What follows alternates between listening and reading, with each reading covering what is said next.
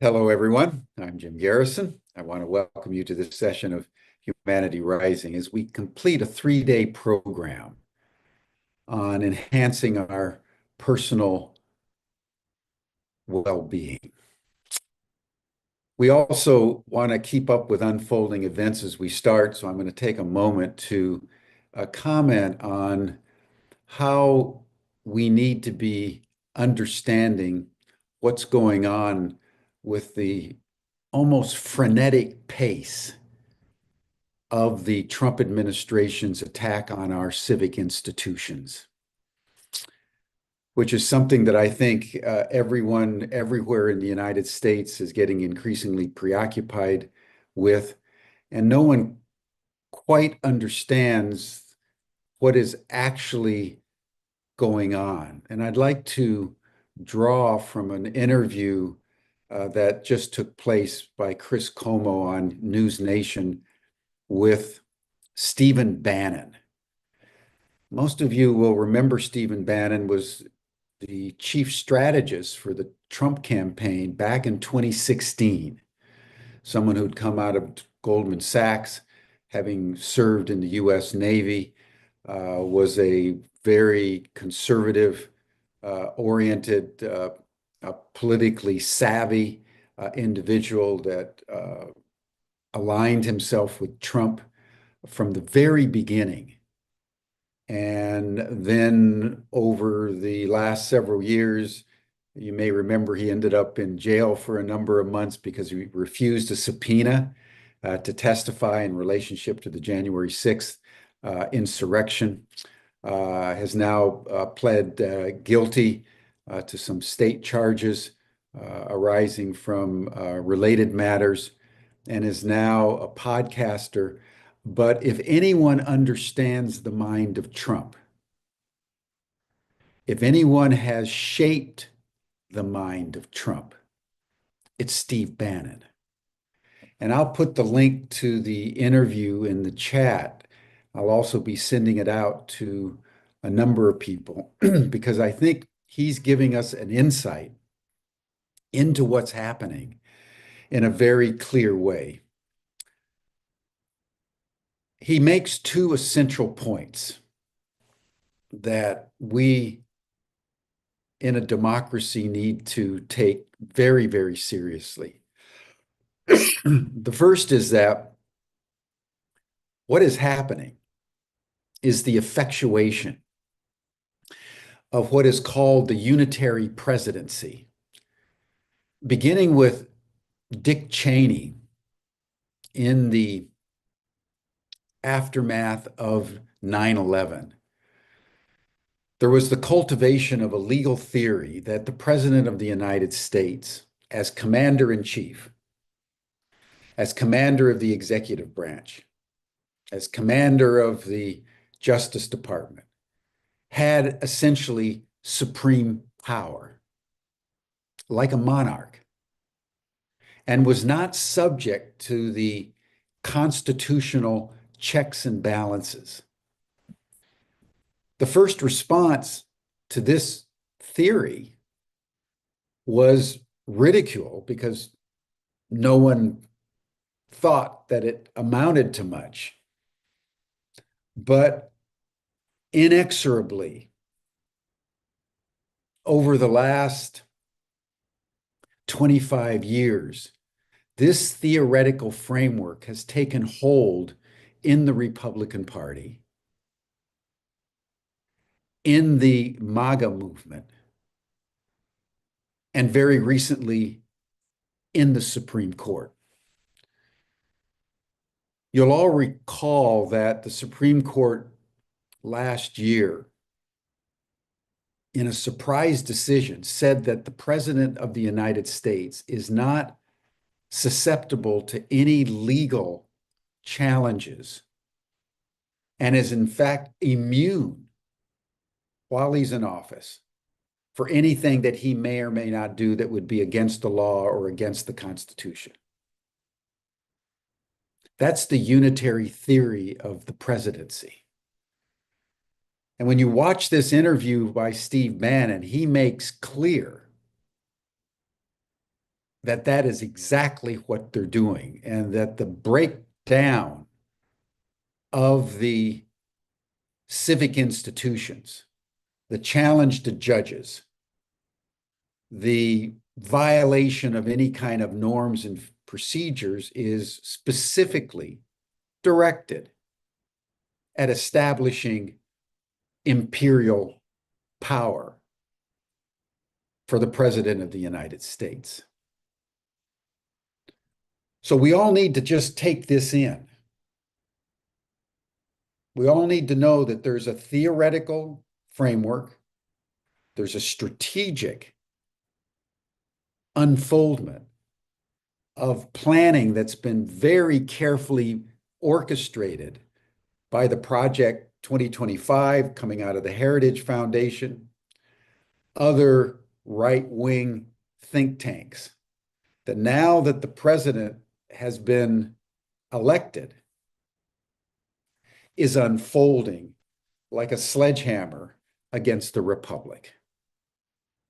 The judge that you recall last week that ordered the Trump administration to stop sending the Venezuelans out of the country, and the Trump administration just blew him off and sent the members, I forget, I think it was to Costa Rica or El Salvador, somewhere. He's now going to be impeached by the House of Representatives. And this is important because every time there's a challenge, the Trump administration is going to double down because they know exactly what they want to do. They know exactly how to do it. And they defy anybody, including the courts, to stand in their way. And now that they have the Supreme Court decision saying that the president is immune from any prosecution, there's nothing to essentially stand in their way. And we all need to just take this in. This is not chaos being sowed. This is a strategy being implemented. The second point that Bannon made is that they're not going to stop at 2028. They are already beginning preparations to establish legal procedures and processes whereby Trump can run again in 2028. They're not sure that they can finish the job in just 4 years. Their intent is to have as seismic a shift in American politics as happened in 1932, almost 100 years ago, with Franklin Delano Roosevelt, who saved the United States out of the Great Depression by implementing what he called the New Deal and establishing all the mechanisms, Social Security, Medicare, all the insurances, and the federal help around welfare to protect the middle class and to support the vulnerable. They see their destiny is to unravel all of that and go back to some time in the 19th century where there were no social welfare support systems and everybody just does it on their own. It's important that we understand that there's a method to this madness. And to the degree to which we understand that, that's going to inform us for how we take the necessary actions if we're in fact going to save our republic. And the first awareness that we need to make and cultivate is that Donald Trump and the entire MAGA Republican infrastructure supporting him is dedicated to overthrowing the republic as we know it. And if we understand that strategic intent, we will be well served in terms of discerning the kind of tactics that can be employed, even at the 11th hour, to protect democracy as it's been evolved over nearly 250 years of history. So thank you, everyone, for joining us here on Humanity Rising. We'll have much more to say on unfolding world events as the days unfold. It's a very challenging moment for us all, but thank you. We're now going to have our grand finale of Deanna's 3-day program with someone who's going to talk to us about many things related to emotions and our genes and spiritual intelligence. So Deanna, I want to welcome you back to Humanity Rising with many, many thanks and turn the program over to you. Thank you so much, Jim. What a sobering world we are living in. We need these practices to come within balance. Totally. More than ever.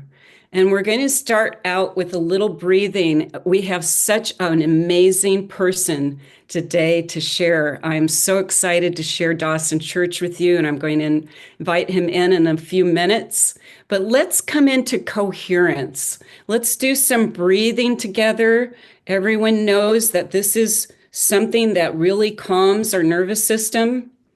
And we're going to do it with this 2-bell track. If you haven't experienced coherent breathing before with me, I want you just to open up, place your feet flat on the floor, sit back in your chair. You can lower your eyes if you feel comfortable. And we're going to breathe with the 2 bells, 5 breaths per minute. That's the high tone we're going to be breathing in.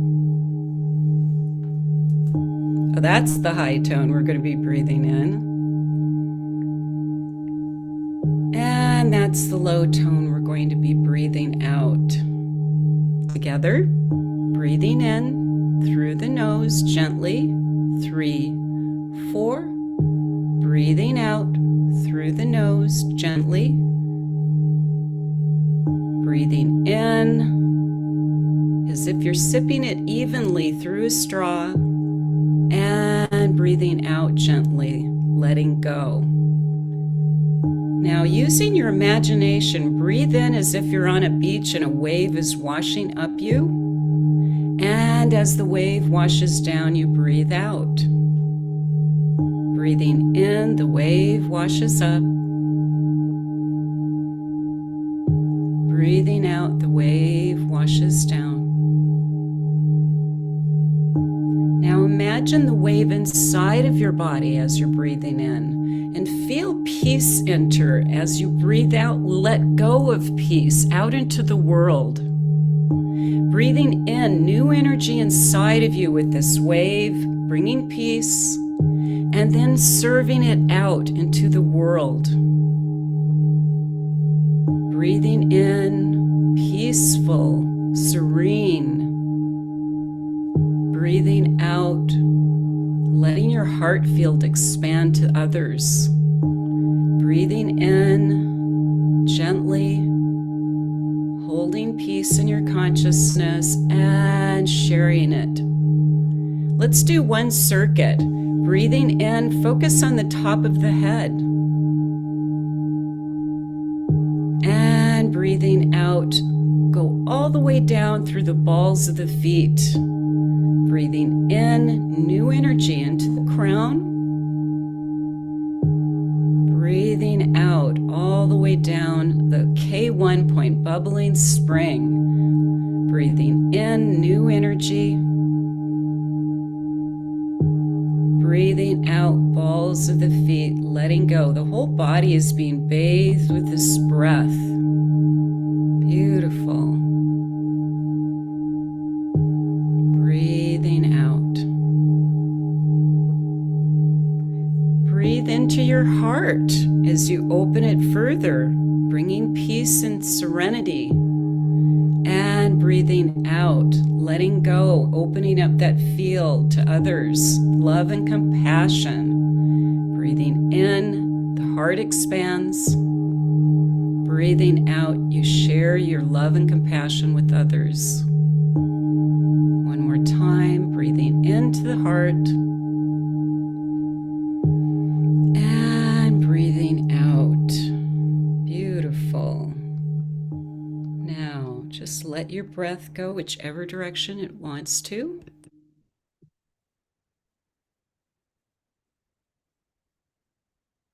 So this is a treat for me. I've admired Dawson Church for many decades, what he has brought information-wise. As we said in the green room, he is on the cutting edge of the cutting edge. And he is a best-selling author, award-winning scientist, and visionary scholar, exploring the power of the mind to shape reality. His groundbreaking research on emotions, gene expression, and peak mental states has transformed approaches to healing, performance, and well-being. And as the founder of Veteran Stress Solution, which I'm very interested in talking about because I've worked with lots of soldiers actually, and he has helped the EFT universe. That's where his website is. And we're going to talk about what EFT is. Thousands overcome trauma and access their highest potential. His latest book, we're going to talk about spiritual intelligence, offers a science-based roadmap to personal and collective transformation, guiding readers towards greater clarity, resilience, and connection. Welcome, Dawson. Deanna, what an absolute joy to be here with you and Jim and the whole of this wonderful community of people today. Thanks for having me. I'm so excited to share you with our community. You know, we've been around this Humanity Rising community as a highly elevated consciousness community, and they're going to really bite into this information big time. So I'm so excited to talk about your new book, Spiritual Intelligence, but give us a little of your background, the passions that drove you to where you are on our planet. I know you're in Hawaii right now with your beautiful wife, Christine, but the internal process of how you came into where you're at, sharing this type of work with everyone. Well, like most people in psychology, in therapy, in coaching, in the helping professions, I came to it through sheer abject misery, Diana. I began that way. I was a teenager and I was just as depressed as can be. I was suicidal, didn't want to even be here in the world, and couldn't make sense of this crazy planet we live on. So I turned to initially to spirituality. And when I was 15 years old, I joined a spiritual community and spent many years, about 15 years or so, in and out of communal living and learning the principles of the great perennial philosophy of Alan Watts and Aldous Huxley, that we are beings of flesh, but we are also beings of infinite spirit. And I loved enjoying all of those ideas and immersing myself in them, meditating, doing energy healing for those years. But I didn't get much happier. It was interesting that people in the spiritual community, we were all learning a whole lot, but we weren't getting much happier as a result. So I then began to study psychology. I thought, well, okay, spirituality has failed me. I'm still miserable. Maybe psychology has the answer. You know, what do Jung and Freud have to tell me? And Carl Rogers and all the other great people. I studied with people like Gene Houston and Virginia Satir, some of the great pioneers of the 20th century. And I got a lot of answers that way as well. But one day when I was 45 years old, I was in a real crisis. And I said to myself, I'm going to meditate every day. I'm going to make meditation this absolutely unchanging practice that I will do absolutely every single day, no matter what, no excuses. And I began to do that. And within a very short while, matter of weeks, I began to be much happier. All kinds of other parts of my life, my relationships, my money, my work, all kinds of other things began to change for the better. And so I first meditated and then got into energy psychology. And that is energy psychology is using energy like acupressure, like breathing, like grounding, all the ways of shifting, shifting the human energy system. And that's where I began to see rapid change. So whereas before using techniques like Gestalt therapy, I had seen change. But now I was seeing people change in hours in ways that previously, with other non-energy methods, took days, weeks, months, or years. And that was powerful. Began to research those methods, eventually did my first clinical trials, eventually began to run training programs in energy psychology. And the body of evidence we have now shows that we can rapidly treat anxiety, depression, PTSD, phobias, often in just a few sessions. So again, there are over 200 clinical trials that show this is the case. And what my work increasingly has been first of all resolving trauma and then moving into transcendence. We need to resolve our trauma. We need to take those things that hurt us and wounded us and limited us as children and find ways of releasing all of those wounds in our psyche. And then when we do that, the wonderful thing is we bounce into that state of being able to express all the full potential that had previously been masked by trauma. And so my recent work has been like I developed a scale called the Transcendent Experiences Scale, along with a colleague called Andrew Newberg, who wrote a book called How Enlightenment Changes Your Brain. So we're now measuring these states, and we're finding as we put people who are meditators into MRIs and EEGs and use various kinds of biological measures to determine what's going on with them, we're finding that this human potential isn't simply an abstract thing, like I feel better and I'm being more creative and more resilient. That's nice. We're finding it radically shifts the human body. And so the cutting edge is genomics, is what happens to the genome when this occurs, what happens in my cells to neurotransmitters, to hormones, to enzymes. And it turns out that it radically shifts the whole way your body and your brain work. So that's led me to my final book, my current book, coming out shortly called Spiritual Intelligence. And I'm showing in that book that we all have the hardware in our brains. Our brains are literally designed to connect us with the infinite. And we have all the structures in our bodies and brains to do that. We just need to turn it on. And turning it on is an inverse proportion to stress. Either you're transcendent or you're stressed, but you can't be both at the same time. As you Yeah. dial down stress, you dial up transcendence and vice versa. And so that's really my focus right now is having people meditate and in other ways find and exercise their spiritual intelligence. Beautiful, beautiful. Yeah, it's the brain, right? We've got to get the operating system operating. And I really empathize with all the, trials and errors that you've gone through in your lifetime in order to imbue and embody these practices in a way that you can really see the difference in life. And so samadhi is always such, I'm also started in a very similar, fashion with transcendental meditation, came in really early at 16. And I was highly stressed as a professional dancer. And somebody said, if you do this thing called meditation for 20 minutes, you get 3 hours of sleep. Your brain thinks it's 3 hours of sleep. And I'm like, sign me up, because I was up early, rehearsing and then performing at night. And I needed that sleep. I needed it. So I agree with you totally how my life changed after I started meditating.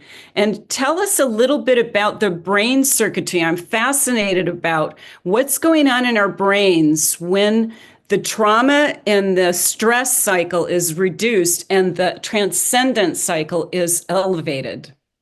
Well, what is so interesting about spiritual intelligence is it's very much hardware based. It's very much neurologically based. And so in the book, I begin in chapter 1 by explaining the discovery of the four circuits of what's called by researchers the enlightenment network. the Mhm. Enlightenment Network. And we know it's active because neuroscientists have studied using MRIs, EEGs, other kinds of devices, have studied the brain function of monks and nuns who spent lifetimes in prayer, contemplation, and meditation, other forms of spiritual intelligence.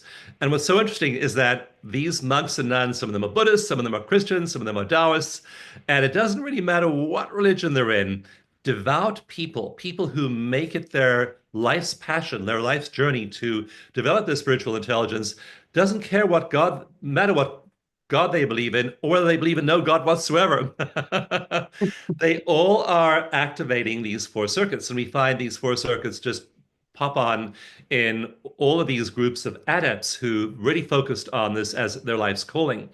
And then we find also that these four circuits are coming on and often in people who aren't monks and nuns, who are following effective meditation practices. And so this structure is there in our brain, the structure of the Enlightenment Network. What we need to do first, and I recommend people turn on these four circuits in a particular order. You don't have to, they all tend to develop simultaneously. And turning them on means exercising them. So in chapter 2 of Spiritual Intelligence, I use the analogy of the goal I had many years ago of bench pressing 200 pounds. I said, I'm going to learn to bench press 200 pounds. So I began going to the gym and I began working out on the bench press and doing all kinds of other exercises. And even though I really wanted to bench press 200 pounds, I had the intention, I visualized bench pressing 200 pounds. I had the belief I could bench press 200 pounds. I had all of these structures of belief and had the placebo effect going for me. I couldn't bench press 200 pounds. I couldn't do it because I didn't have enough muscle mass in my pectorals, in my deltoids, in my biceps and triceps. I needed to actually develop the muscle mass. You need muscle of a certain size, and you get muscles of that size by exercising. And so, in the same way, our neurons are growing when we exercise certain of these circuits. And these monks and nuns do that a lot.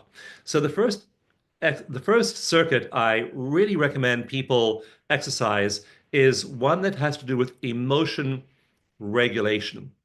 Emotional regulation, because if you are at the mercy of every passing grievance, annoyance, upset, trigger that comes along, you can't have a good life. You're just going to be run by your emotions. And so these monks and nuns have superb emotion regulation. The second of the four circuits is attention. And they can pay attention, like I'll sit and look at a candle flame sometimes, and I'll do that for an hour with undivided attention. Now, could I do that at 15? Couldn't do it at 15, 25, 35, or 45. But, now, monks and nuns, generally speaking, have superbly focused attention. So that's the second circuit that we train people to cultivate. The third one is really interesting. And that is the circuit that is highly active in these spiritual adepts. And that is the circuit that regulates self-absorption, narcissism, if you will. There's part of our self that is very focused on I, me, mine, my stuff, my money, my body, my past, my future. And that circuit is highly active in depressed people. People who are anxious, especially people who are depressed, have a very, very highly active circuit for selfing, being the self, worrying about the self, immersing oneself in one's story. And these monks and nuns just go in the opposite direction. Their selfing machinery in their brains is very, very quiet. And when it's quiet, when you're not focused on self, what you become focused on is the infinite. And so you can then develop that consciousness of oneness with something greater than yourself. And the final circuit is, for want of a better word, we call it the empathy circuit. It actually is not tied only to empathy. The research actually shows it's tied to virtually all positive and pro-social emotions. And so typically in Buddhist monks, it's studied when they do compassion meditation. So that circuit kicks on when we have them focus on compassion. But although we call it compassion or empathy, actually we find the same circuit is active in gratitude, Mhm. bliss, awe, altruism, optimism, all of these positive emotions engage that very same circuit.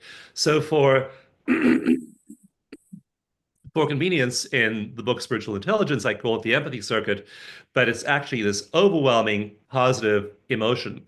And the cool thing is that now that we've discovered these circuits and been researching them in neuroscience for the last 30 or 40 years, what we're now doing is we're now training non non-religious people, people who have not spent a lifetime of spiritual practice to activate these circuits. And we're seeing in some of the leading edge research, we're seeing their brains change. In one randomized controlled trial that I conducted and published with some colleagues of mine, we found that those circuits could be turned on and the brain start to change in non-meditators in 30 days. That's like bench pressing 200 pounds in 30 days. I mean, it's amazing. We just watched with, it was absolutely astonishing to see in these non-meditators, as they're using these evidence-based techniques, their brains are changing anatomically to where their narcissism circuit is dialed down, their ecstasy, their positive emotion circuit is lit up like a Christmas tree. And that's when they're not meditating. They just had that brain change happen in just 30 days. So that's where neuroscience is really taking us now, is studying these states and developing ways in which ordinary people can develop them extremely quickly. Wow, so interesting. I love this. If you're an atheist or agnostic, it doesn't matter. You're a human being with a brain that we can just rewire and focus on that light show moving in a different direction and lighten up. I love you're using that lighting up the neurons. It's such a fiery kind of exchange. I want to talk a little bit about what is going on with the research for Alzheimer's, because I know we talked a little bit about that and what's going on with the brain in relationship to this way of meditating and turning on these circuits. Yeah, and I talk about Alzheimer's and I review Alzheimer's studies in the book. All my books are science-based. Each one is based on around 500 studies, although I read thousands of studies to distill that wisdom into a very short package of 200 or 300 pages that people can understand. And so what I use Alzheimer's as an example of is brain shrinkage. We all know what the signs of Alzheimer's are because we may have had elderly relatives who had cognitive decline or dementia or another form of brain shrinkage as they get older. The Alzheimer's brain shrinks by up to 70%. And one of the most dramatic images I have in the book is an actual human brain in post-mortem on the dissecting room table, an actual brain of a 65-year-old who died of an accident and then an Alzheimer's brain of a 65-year-old. And that Alzheimer's brain has shrunk by 70%. Okay, Hmm. 70%. We do have some natural brain shrinkage as we age. Your brain at 85 is about 25% smaller than it was at 45. So over those 40 years, you're going to have some natural slow brain shrinkage. But the brains of Alzheimer's patients shrink really quickly. And it's shocking to see this big brain on one side, and next to it on the dissecting room table is this tiny little shrunken brain that is the Alzheimer's brain. And so Alzheimer's has an enormous social cost in like hundreds of billions of dollars of medical care required just in the US alone, more in other countries. And over 50% of people have a relative or a friend with Alzheimer's or have provided some form of care for people with some form of cognitive decline or dementia. And so it has a big cost to society in terms of caregiving and medical expenses. So there's been a lot of focus in research in the last 30 or 40 years into finding like drugs that'll combat Alzheimer's. And they've all failed. They have not done well with drug trials. And so what Alzheimer's is a really classic example of is just the way I grew my muscles when I worked out and bench pressed 200 pounds. I grow my brain by turning on the enlightenment network. What do you do with people whose brains are shrinking with Alzheimer's? And so a new batch of studies has been published recently showing what happens when those Alzheimer's patients begin to use an evidence-based meditation method. And the results of those studies are absolutely stunning. You can Hmm. read about them on the Alzheimer's Research Foundation website. You can look them up online. You can download the first couple of chapters of my book and for free and on my website, and you can just read about those Alzheimer's trials. But what they found, what they hoped to find in these studies was that the rate of brain shrinkage would slow down and that the rate of cognitive decline would slow in these patients who were meditating. And what they found was not that. They did not find that cognitive decline slowed down. They did not find that brain shrinkage slowed down after these patients meditated. They found that cognitive decline reversed and that brain shrinkage reversed. These patients actually began to grow important parts of their brain, like the hippocampus, which mediates memory and learning. And so the brains of these Alzheimer's patients actually began to change even after they had the disease. It's remarkable to see what effect we have on our brains and how we change our brains when we're using an effective evidence-based form of meditation. So that thread of Alzheimer's runs through the book as an example of the practical usefulness of applying these kinds of methods. Wow, that is so powerful. I'm curious about something I heard in research about Parkinson's being a dehydrated brain. I'm wondering if it's our hydration. You know, our brain is it's so malleable with so many elements that it needs to feed it. Not only just the circuitries of, electromagnetic energy that's flowing through us, but the actual what we put in our mouths and eat and drink. So I'm curious if you ran across any of that dehydration research in decline. Yeah, some of the studies are not just a meditation for Alzheimer's patients, but by the way, Alzheimer's and Parkinson's are very, very closely related to each other. They're both Right. adverse brain brain shifts, and so some of the studies use not just meditation, they use a multimodal approach. They use a clean plant-based diet.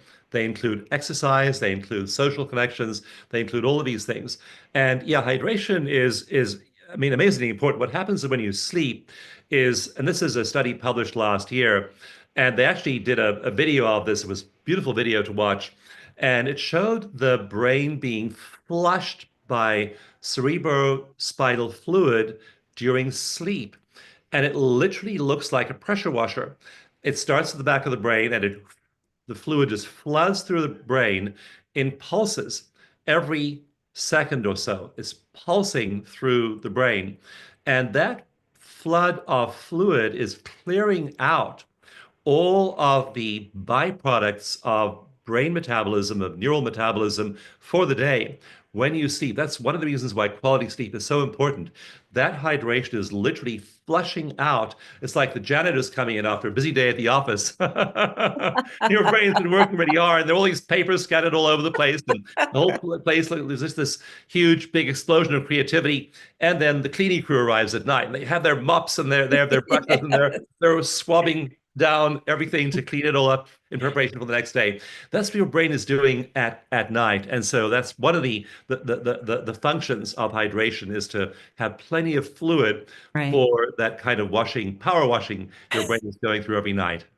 That is so cool. I'm going to use that so much because I do something called cerebral spinal fluid technique with the pint of CSF that we make in our brains every day. And how that moves through our bodies, it's kind of mysterious.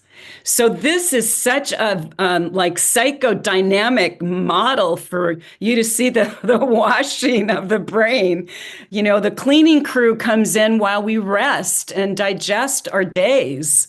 And I always talk about drinking really clean, pure water during our days because we need that for our CSF.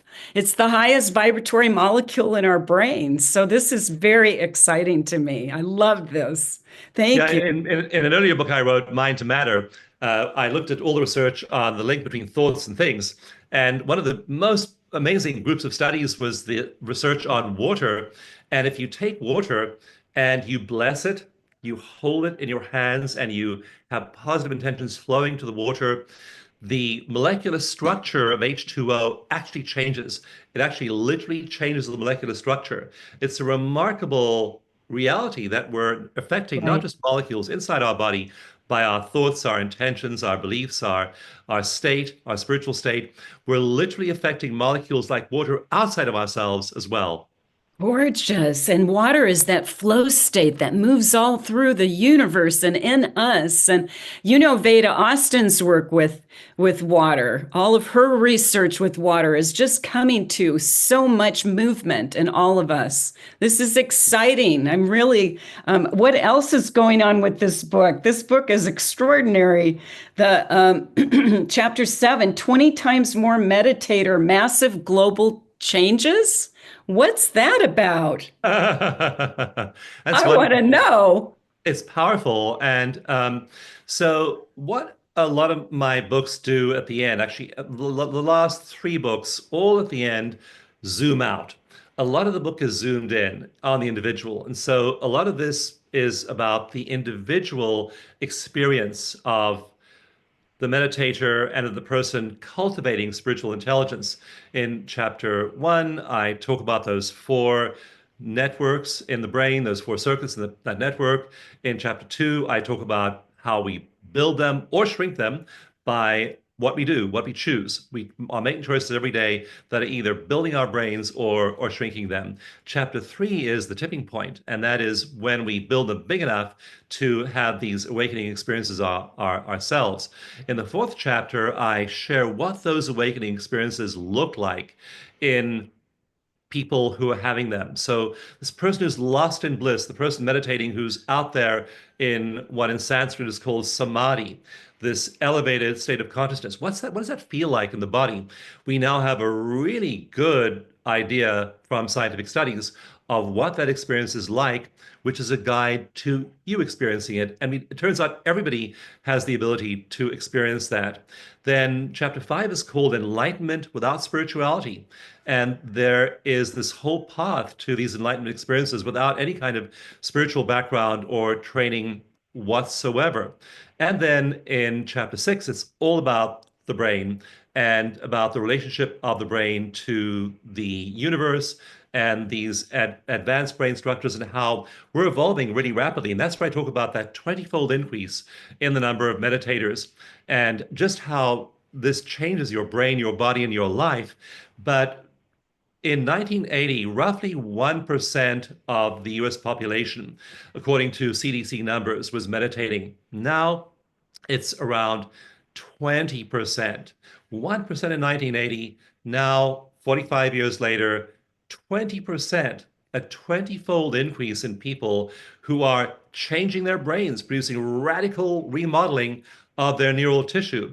And evolution in the past has tended to be very slow. It takes a long time for one species to evolve into another or for Right. a species to evolve as a group. What we're finding now is human beings, we're meditating at 20 times the rate we were 45 years ago, and we are changing our brains. We now have millions of people worldwide having awakening experiences, changing our brains.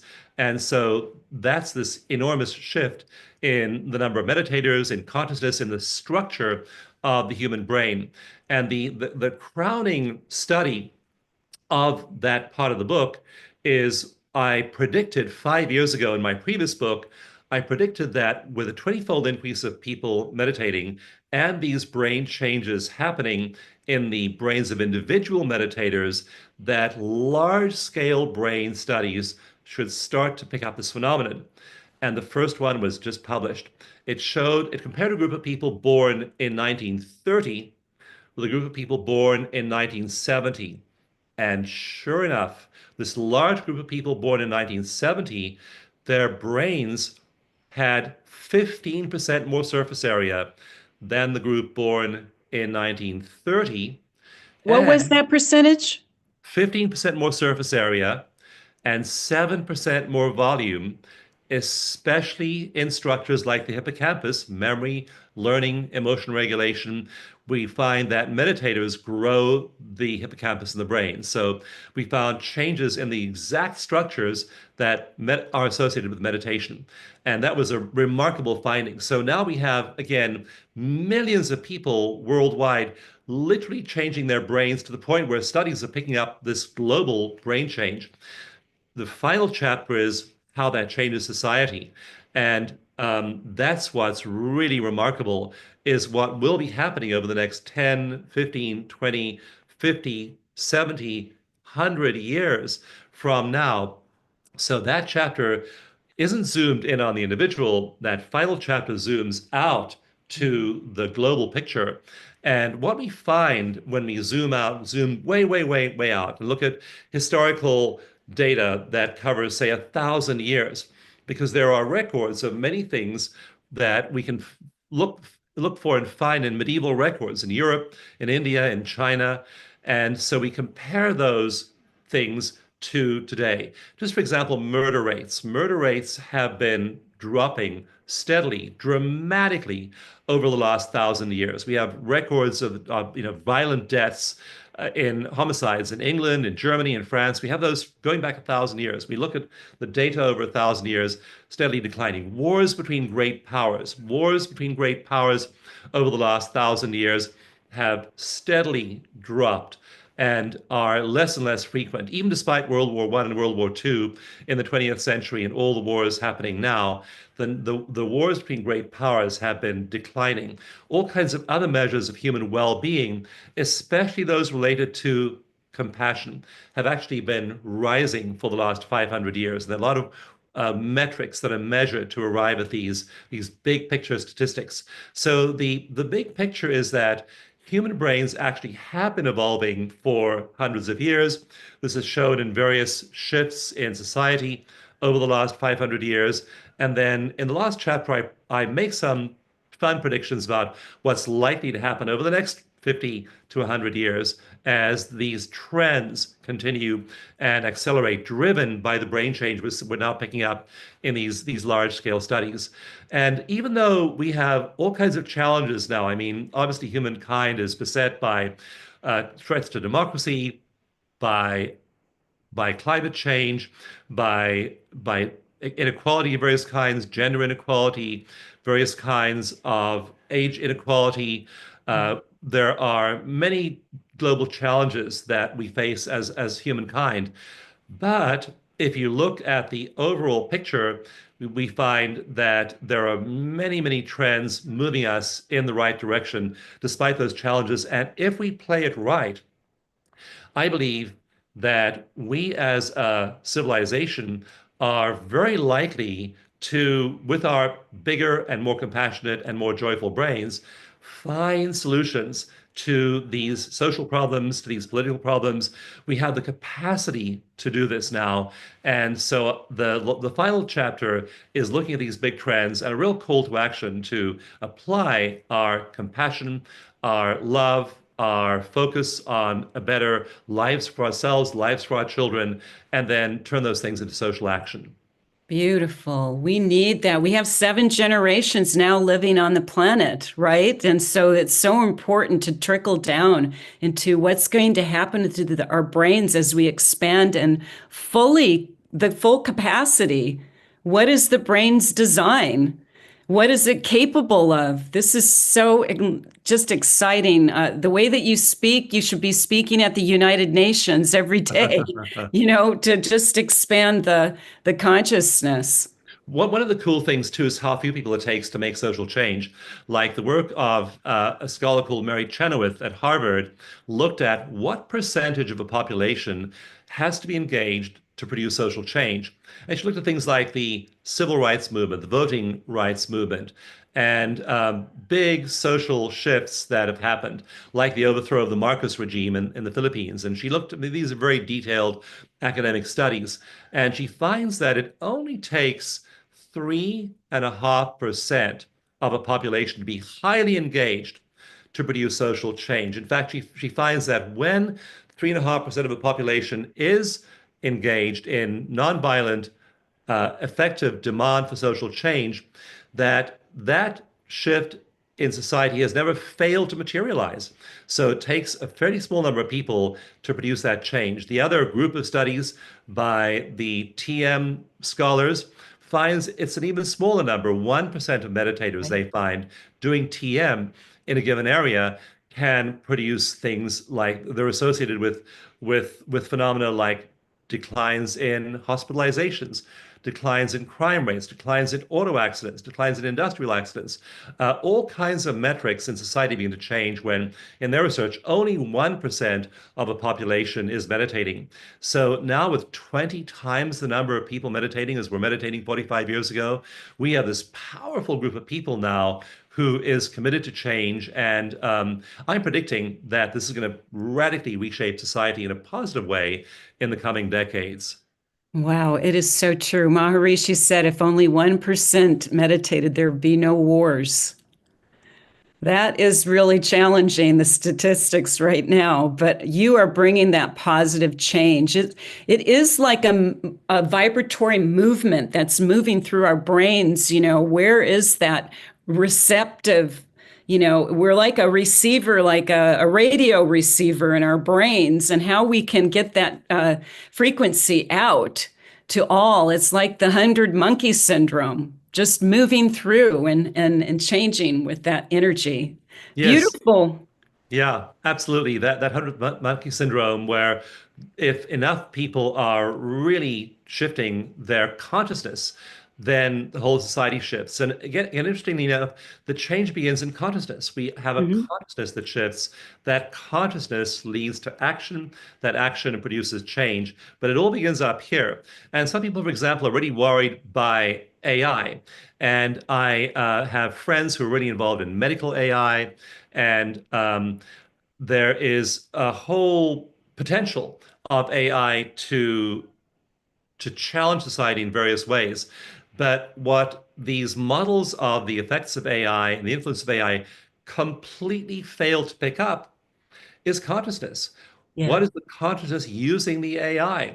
Mhm. If it's a compassionate consciousness, if I'm overflowing with love and joy and goodwill, and I'm using AI, very, very different from a consciousness stuck in fear and grief and Mhm. all these negative emotions using AI. So it's less the absolute use of AI that is important as the consciousness using that AI. And the same applies to any technology. So our real focus, our real challenge as a human species right now is that shift in consciousness as we develop spiritual intelligence, as we become beings of spiritual intelligence. On an individual level, we become much more resilient, much more joyful, much more creative. And then that consciousness shift then plays itself out in the world around us. And so that's why all the great saints, Ramana Maharshi, Nisargadatta Maharaj, um, Ramakrishna, they all focused on consciousness change. Mm. Change your consciousness, and that then perpetuates itself, propagates itself into the world around you. Beautiful. So true. Sri Aurobindo always said, love. Love is not just mere sentiment, it's at the base of creation. So I think the love quotient has a lot to do with quantum mechanics here with consciousness.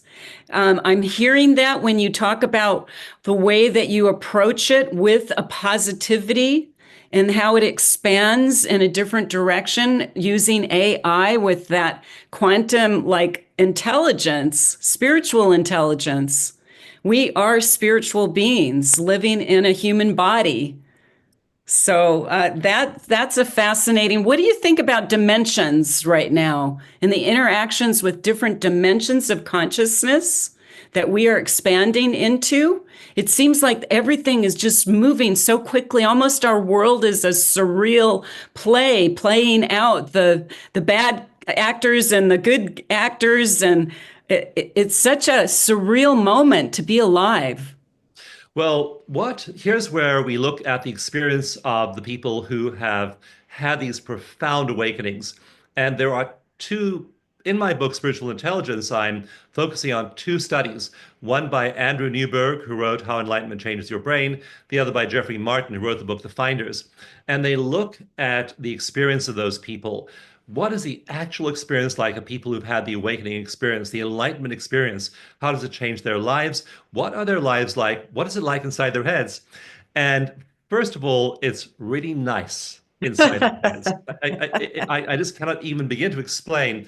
In fact, there is one set of studies of people and their brain waves who've had these experiences, and they are so happy.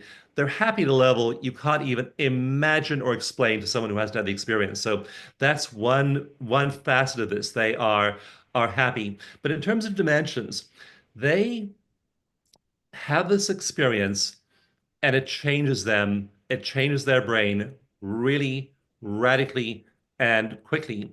After this, they look at the material world. Like right now, I'm looking at a screen. I have a little camera here. I'm sitting on a couch. I'm drinking tea, drinking water. I'm looking at you as my dear friend, and I'm feeling just this love and appreciation wherever I look at your face, and I'm feeling everyone else here on the call with us. So I am in the material world. I'm definitely here. I know I have a physical body. I have this physical existence. And what people who've had the awakening experience perceive is this is like a dream. They're looking at it a dream. They know reality, and they know the reality is consciousness. They know that the reality of consciousness underlies what we think of as the material world. And so in my earlier book, Mind to Matter, I talk about the four fundamental forces of physics, and I point to evidence showing, good evidence showing that human consciousness underlies all of them, or actually universal consciousness underlies all of them and influences all of them. All four forces of physics are influenced by consciousness and arise, in fact, from consciousness. So what these people who've had the awakening experience perceive in terms of dimensions is I'm living in consciousness. This morning, before we began, I meditated. I focused on being in my body and breathing, and also being beyond my body, recognizing I am not the body. I am consciousness inhabiting a body. And that gives you this different perspective. And so everything going on out here is part of what in Sanskrit and the Vedic tradition is called Maya, the dream, outside of me. Does that mean I don't care about it or that I'm dissociated from it? Absolutely not. It's important. I want it to be as beautiful as possible for everyone and for the planet. But you also recognize there's this bedrock underlying reality of consciousness.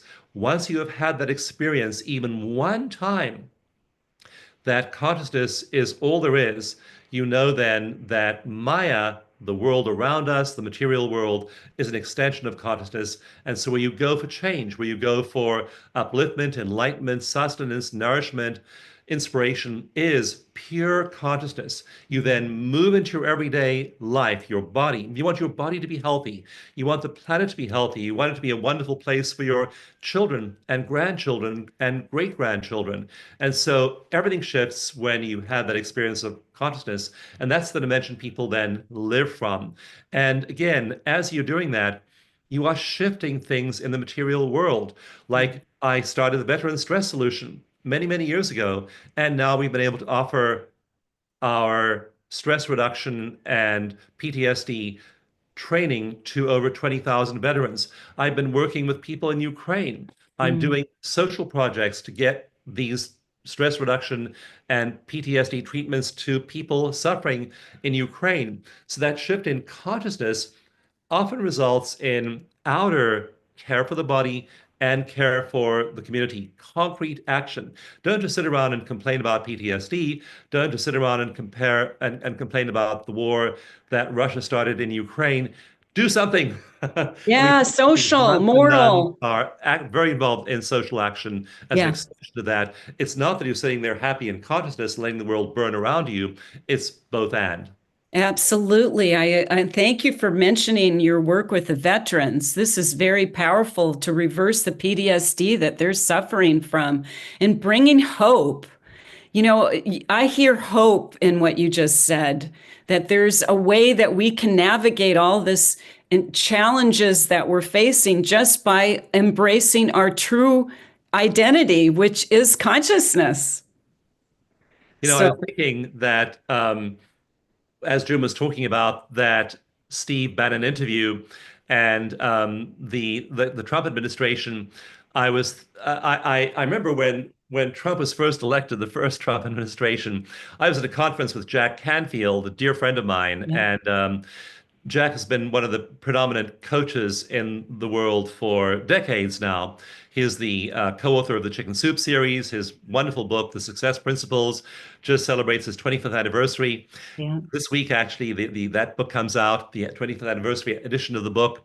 And I was at a conference and I was just incredibly emotionally wrecked at the election of Donald Trump. I couldn't believe we had done this to ourselves as a country. It was like, wow, the rest of the world is just scratching their heads and weeping and tearing their hair out at our, I mean, rank stupidity as Americans to do this. And so do this to ourselves and the world. So there was the conference, really downcast. And Jack Canfield says to me, Dawson, what are you doing this year? I said, well, you know what I do, Jack? I'm an EFT trainer. I train people on EFT stress reduction. We'll be working with veterans. We'll be working with traumatized groups of people. I'll be training a lot of therapists. I'll be teaching meditation. Jack nods and says, okay, so what would you have been doing this year if Hillary Clinton had been elected? So I said, well, Jack, you know what would have been doing? I'd have been working with veterans, teaching stress reduction. I would have been teaching meditation. And suddenly I just began laughing because I realized I would be doing the same thing regardless of who was in office. That's what we're doing. We do our work. We do what we're called to do in the world. We are these beacons of light and love and compassion and charity and awe and beauty and grace. We shine around us to all those who are in our orbit. And so that's what we do, regardless of what's going on in Washington, D.C., or in Moscow, or any other part of the world. We Mhm. are called to be beings of light, and we are those beings of light. That's why Martin Luther King, why Mahatma Gandhi saying, be the change you wish to see. The Right. Buddha saying, as we are in our thoughts, so we are in the world. And so that's really what we're called to do. Be that being of light. And that is then going to shine and affect the world around you. So you're doing your same work now. I'm doing my same work now. And there are going to be temporary inhabitants of the White House who come and go, but that's what's really going on. The important work of compassion and love unfolding all throughout the world. In the last chapter of Spiritual Intelligence, I look at things like the formation of charitable nonprofits. Like, if you look at the rise of people doing good in the world, they're starting homeless shelters, they're starting anti-bullying programs, they're starting nonprofits that do things like help women who are in shelters get jobs. Um, and look at the number of organizations doing that. If you look back at the historical record, you find that in 1970, there were around 5,000 of those in the US every year. By 1980, there were around 10,000 new charities being started each year. By around 2000, um, there were around 20,000 of these being started every year. Today, there are around 100,000 new Hey. charitable organizations being formed each year to do good in the world. So the explosion of collective compassion is measured in all kinds of metrics like that. And that's what's really going on. Doesn't make the news, but that's the story of compassion that we human beings are living out. Yes, beautiful. That reminds me of Joseph Chilton Pierce, his work about altruism. It is our natural being is to live in altruism and operate by the heart intelligence. So the spiritual intelligence from the brain connecting to the heart intelligence of the all the research, it seems to be like moving and shaping the consciousness now in a very rapid pace that we are all moving in, drawing us up into that movement of the vertical axis I talk about. And when you start to be in that world, you find people are there. There are just thousands of people in that world. What I talk about too in the last chapter of of spiritual intelligence is the consciousness of those people who are meditating, developing spiritual intelligence. They are just doing so well. I go to conferences, I meet people, I'm in meditation circles, and these people are having profound, transformative inner experiences, and they're often engaged in effective social action as well. But if you look at the Gallup Happiness Index, for example, we find that the bottom fifth of people, the bottom 20th of humankind, across this is global, is actually perceiving the world as a worse and worse and more dangerous and more threatening place. And the sad statistics are that the number of Americans who rate themselves at the lowest level of happiness has doubled since 2000. In countries, big countries like Mexico and India, 20% of people rate themselves as 0 out of 10 when it comes to well-being. Okay, my life is so terrible, it could not possibly get any worse.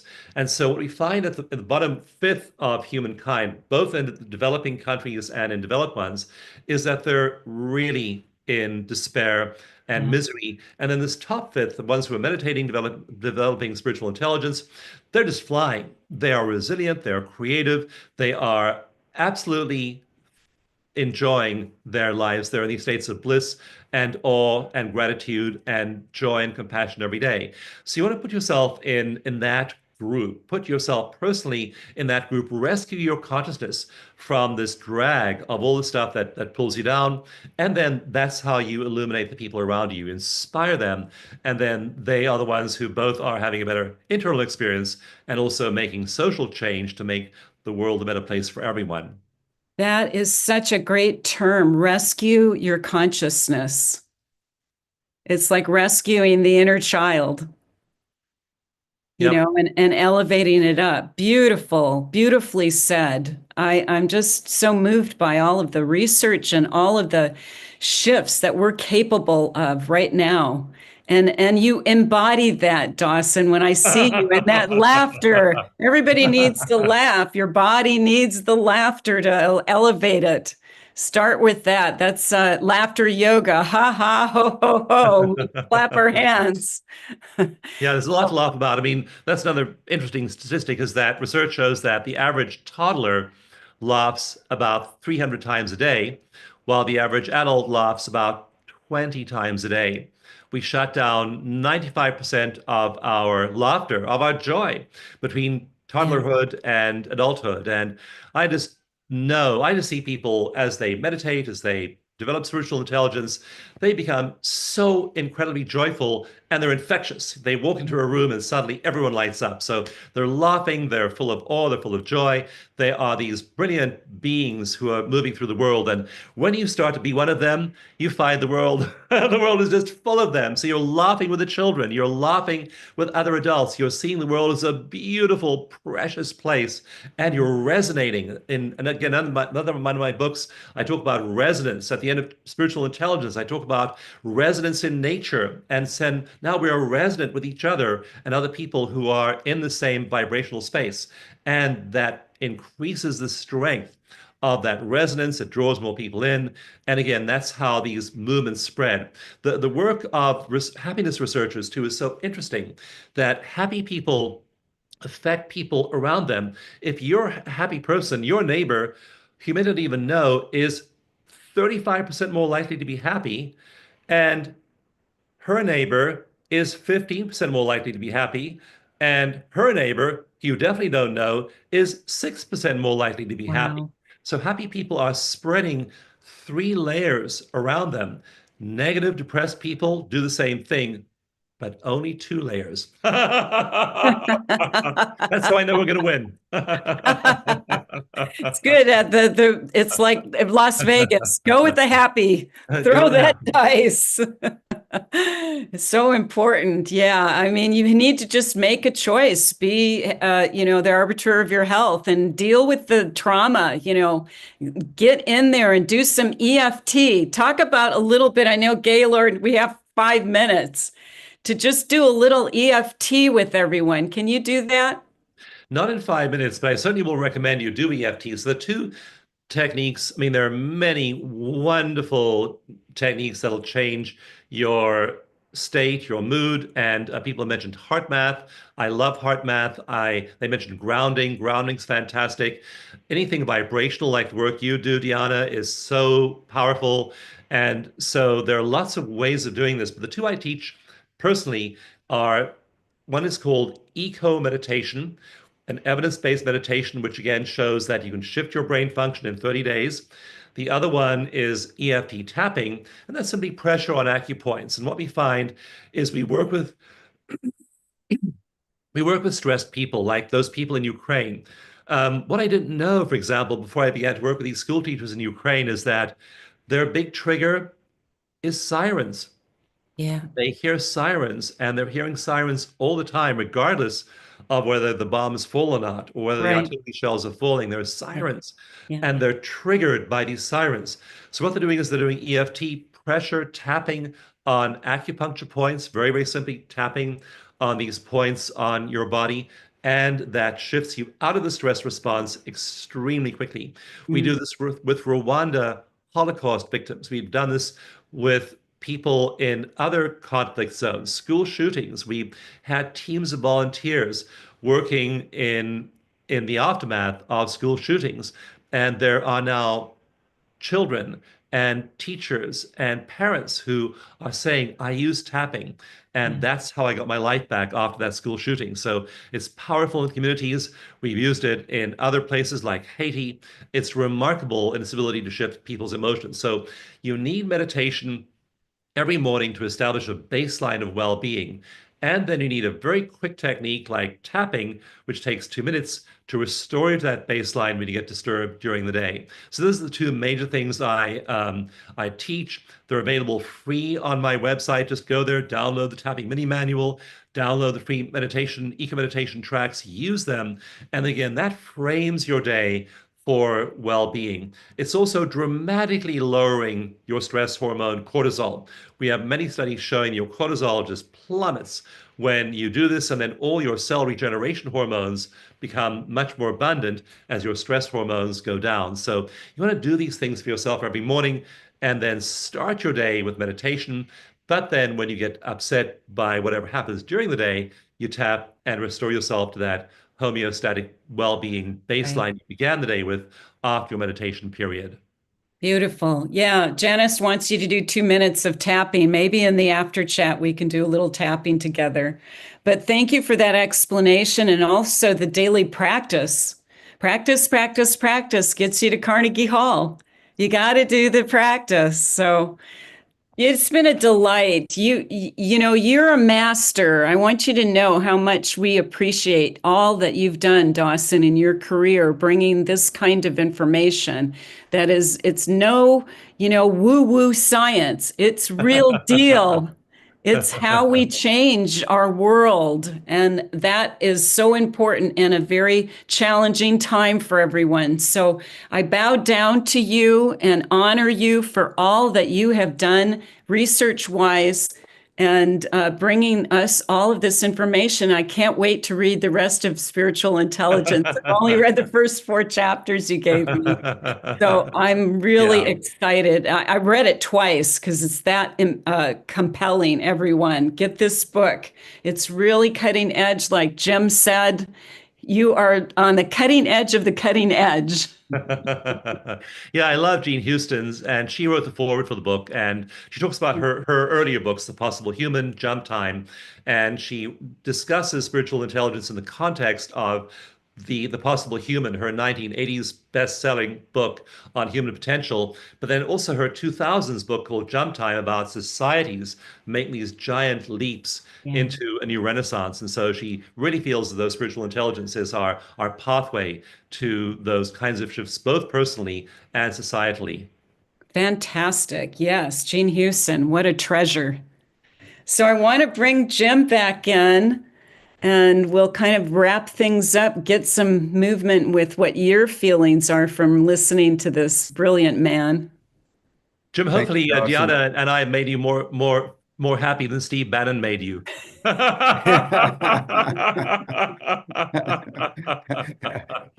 He sobered me up, man. but thank you so much, Dawson. I concur with Deanna's accolades to you, and want to acknowledge that. I want to bring in, just in the few minutes we have left, two things. One, the work of Gabor Mate, Yes. because when we talk about Alzheimer's, for example, his assertion is, as you know, that there's an emotional pathway to that individual getting Alzheimer's, uh, induced by untreated trauma, and that different maladies have different emotions, whether it's repressed rage or repressed grief, et cetera, et cetera. In your research, would you concur with Gabor's analysis of the origin of diseases? Yeah, and the title of Bessel van der Kolk's book, The Body Keeps the Score, is so Yeah. powerful because it summarizes that concept that another wonderful phrase, I'm forgetting who said, I think may have been Carl Jung or one of the early 20th century pioneers, but they say the body weeps the tears, the organs weep the tears, the eyes refuse to shed. And I just get chills when I think Mm, about that, that the impact on our bodies is so enormous. And one recent study looked at people with good lifestyle choices who are positive, who are eating well, who are exercising, and then people who are making poor choices, poor mindsets. It's a long-term VA study. And Jim, the results of the study were absolutely stunning. It looked at the longevity difference between the first group and the second group. And it found that, so, that little negative thought, you might think, oh, I'm having this negative thought. I'm obsessing, ruminating about the bad thing that happened to me. No big deal. I'll go distract myself with some TV and move on. It mm. isn't innocuous. That little Yeah. thought is having an effect on your genome, on your hormones, your neurotransmitters, and then the next negative thought, the next one, the next one, the next one. So where this shows up is in longitudinal studies of aging, health span, and longevity. And so this giant VA study found that the difference in lifespan between those making poor lifestyle choices and good ones was 24 years. That's the cumulative effect of all that negativity, all that stress on the organs is dramatically shortening your life over the long term. So we definitely want to fix those psychological issues. Now, when we do, the good news is that all kinds of things change. I did one study of veterans. They did 10 sessions of EFT. We did a genome scan of them before, a genome scan of them afterwards. We found that key genes were upregulated after 10 sessions of EFT.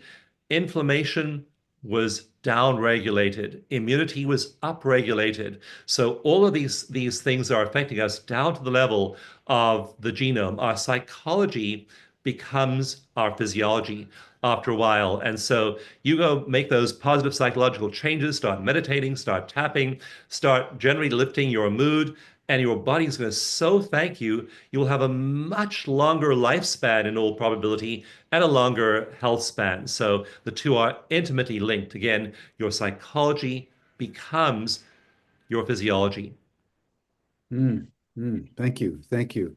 Now, the other thing I wanted to ask you about, Dawson, is uh, I was interested in, your assertion around, 1% meditators up to about 20% meditators in the United States. As you understand it, against the sort of a reverse statistic that there are more chronically ill people in the United States today than ever before. And the United States general health has dropped to, I think, 79th in the world.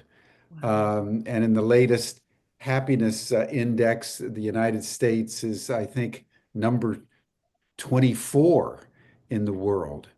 Um, how do you kind of square the the data that you have with this other data?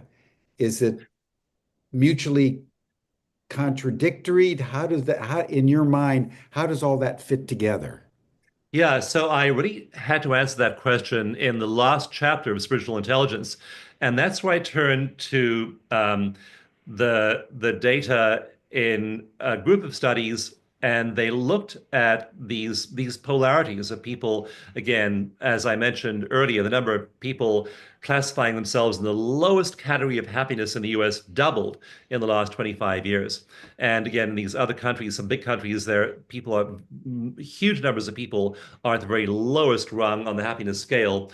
And so, what I think of this as is a big bifurcation, a big splitting off. And so you see Mm. the unhappy people becoming unhappier and the happy people becoming happier. And the spread between the two is becoming more and more dramatic.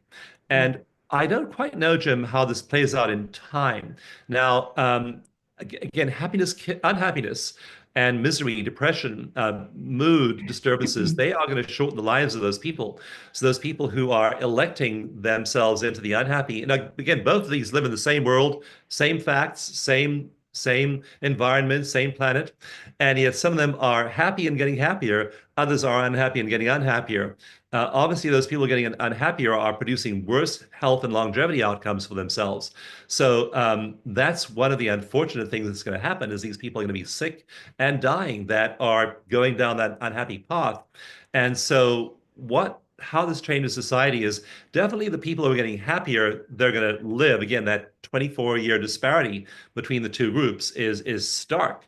And so the happy people definitely ought to live longer and happier lives and are in a position to affect social change much, much more. So that's why I think that and again, that number in the Chenoweth Harvard studies is only 3.5%. So when people began protesting Ferdinand Marcos and his declaration of martial law in the Philippines began as a very small social movement. Eventually, it included about 5% of the population of Manila. And once it hit that critical threshold, more than 3.5%, the Marcos regime folded in 4 days. And so she has many examples throughout history, very carefully researched, of that critical threshold of people. So again, it's not just beneficial to you individually, it's going to help shift society. What happens to the people in the middle? The other people I'm really interested in. I probably can't reach the 20% who are trapped in misery and despair and survival, but I certainly can. We can with our own lifestyle, with our own choices, with our own the inspiration we bring to the world, we can certainly shine our light in that middle three-fifths of the population and invite them to just do stuff with us. Go on, right now I'm in Hawaii doing a beach cleanup and going and helping the environment in some small way, doing a social project, doing something concrete, tapping with your Mm. neighbor who is having a hard time. So there are all kinds of things we can do to influence that middle three-fifths who is going to go either one way or the other. Now, what is this Harvard researcher's book called? Her last name is Chenoweth, Chenoweth. I discuss her work in the last chapter of Spiritual Intelligence. So I'm really interested in this is how, does it take 20% of a population or Yeah. 50% to make social change? And what she finds is the magic number is only 3.5%. The Maharishi studies are 1%. But hers, I think, because they're not related to any kind of spiritual tradition are really useful. So 3.5% was her number. Yeah. Well, of course, the Maharishi, at the 1%, I think he was really focusing on what's that minimal critical mass that could begin to Yes. make a difference. And what she's looking at is what's the critical mass that can overthrow the Marcos regime, Yeah. to really have social effect at a large level. Yeah, and So so she also looks at Martin Luther King and the marches in Selma and elsewhere. And again, once they hit that 3.5%, and again it was about 5% of the population. Now these aren't people who are just interested in social change. These are people who are committed. They're the marchers. I mean, they're doing stuff about it. They aren't just vaguely hopeful that something good's going to happen. That's not the 3.5%. You need people who are committed to shifts. Yeah, Boots on the ground. yeah, Boots on the exactly. ground. Yeah. Exactly. Exactly. Well, I know there's a big march coming up in Washington. I think it's on April 5th. and it's the women's group that organized the Million Women in 2016 when Trump was inaugurated, or January 2017, are coming back to Washington. And it's going to be interesting to see at the level of what we were talking about in my introduction, how many people in the United States are really willing to join that 3.5% to create a bulwark against further erosions of democracy. That would be roughly about 10 million people that would have to come out. Well, what I was so struck by years ago during the Reagan administration. So, if you remember back to Yuri Andropov and in Russia and Ronald Reagan in the U.S., and these were these two bellicose guys who were just really discouraging dialogue, were doing all kinds of hostile things toward each other, and we were really worried. But this is 1982, really worried about the prospect of nuclear war and mutually assured destruction. And so there was a huge march in Central Park that year, and I was one of the marchers there. And again, we thought, I mean, there's these two massive countries, the USSR, the US, at loggerheads with each other, threatening global nuclear war. What can we do? But we did. We marched in New York, and again, there was about 1 million people who were doing that. That night, I'll never forget. George Shultz, Secretary of State for Ronald Reagan, came on TV and said, very grouchily on national media, things like this will never affect the foreign policy of the US. That was his statement in response to that 1 million-person march. What did Ronald Reagan do in the next year? Negotiated the START Treaty, reducing the most dramatic reduction in nuclear weaponry ever between the two countries. So that was the official position. This won't change our policy. But that's actually when policy began to shift big time. And Reagan is now remembered for many things, including the START Treaty, which reduced nuclear weapons. So never believe we're ineffective. We may look ineffective, feel ineffective. Our numbers might seem small. But again, Margaret Mead said, famous quote, never believe that a small group of committed people cannot change the world. It is the only thing that ever has changed the world. Exactly. Exactly. Well, Dawson, this has been magnificent. I can hardly. When does your new book come out? May 1st, it comes out, so pre-order it now. And I'd love to ask people to pre-order multiple copies to give to friends as well. So it's a brilliant book. It is giving you the path. It's packed also with exercises. Do this exercise. We know this will stimulate your network for focusing, your network for regulating emotions. So we have all of these practical tools in the book which help you actualize spiritual intelligence in your life and move into those elevated states. So May 1st. Well, I hope it becomes #1 on the New York Times bestseller list. From Here, your lips to here. God's ear. That's right. Let's visualize that together. Yeah, bravo. Bravo, Dawson. Yeah. Thank you so much. This has been magnificent. So that'll bring us to a close for today, everyone. You can join Dawson and Deanna in the after chat. Dawson will stay for a few minutes. You received the link in your Zoom reminders. You'll see the link in the chat box. And then next week, we will begin a series of 5 more programs on Humanity Rising, starting with the spiritual impact of our extraterrestrial friends who are showing up on our planet on Monday. So thank you, everyone. Thanks again, Dawson. Brilliant stuff. Brilliant stuff.